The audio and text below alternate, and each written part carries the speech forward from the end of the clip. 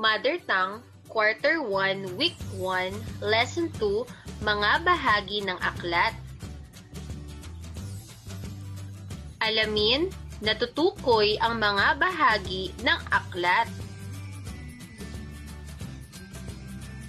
Subukin, anong bahagi ng aklat ang nasa larawan? A. Pabalat sa unahan. B. Pabalat sa likod. C. Talaan ng nilalaman.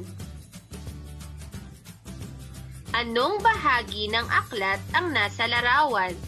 A. Pamagat ng aklat. B. Pahina. C. Talaan ng nilalaman. Ano ang tawag sa sumulat ng aklat? A. Tagaguhit. B. Pamagat. C. May akda. Anong bahagi ng aklat ang nasa larawan? A. Pahina. B. Pabalat sa likod. O C. Talaan ng nilalaman. Balikan. Sagutin ang mga sumusunod na tanong. Number 1. Ano ang pangalan mo? Number 2. Ilang taong gulang ka na? Number 3. Ano ang pangalan ng nanay mo? Number 4. Ano ang pangalan ng tatay mo? Suriin, ano ang aklat o libro? Ang aklat o libro ay pinagsama-samang mga papel sa loob nito na naglalaman ng mga impormasyon at makikita ang iba't ibang salita na may makulay na larawan. May iba't ibang bahagi ang aklat. Ang una ay pamagat ng aklat. Ang pamagat ng aklat na ito ay ang makulit na aso. Ang pangalawa ay may akda. Ito ang sumulat ng ating aklat. Ang sumulat ng kwentong Ang Makulit na Aso ay si Lea Yap. Pangatlo, tagaguhit. Ang tagaguhit ang gumuhit ng mga larawan sa loob at labas ng aklat. Ang gumuhit ng kwentong Ang Makulit na Aso ay si Enrico de Jesus. Pang-apat, pabalat sa unahan. Ito ang makikita natin sa unahan ng aklat. Mga pahina. Ito ang makikita sa ilalim ng aklat. Ito ay maaring letra o numero. Pabalat sa likod. Ito ay makikita sa likuran ng aklat. Talaan ng nilalaman. Nakasulat dito ang mga makikita sa loob ng aklat.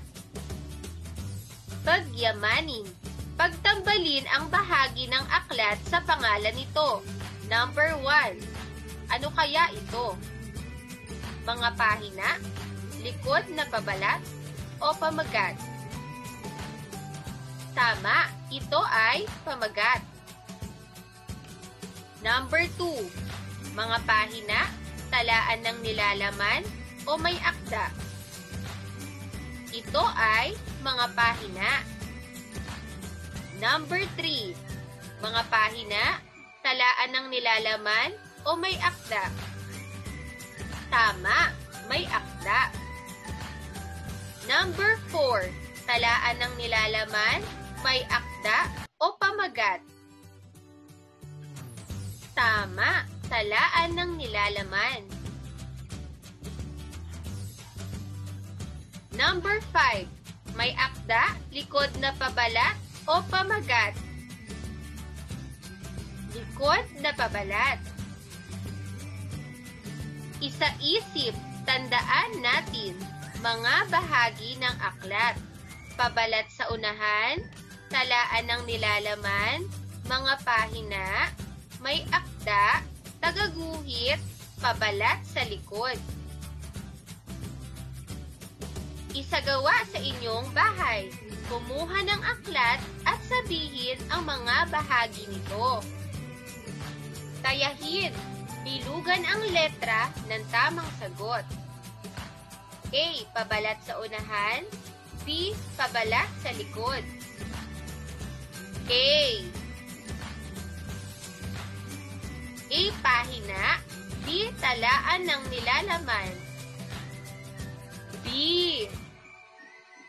Pamagat ng aklat o mga pahina. B. May akda o pabalat sa likod. A. May akda o pabalat sa likod. B. Sana ay natuto kayo sa ating aralin mga bahagi ng aklat.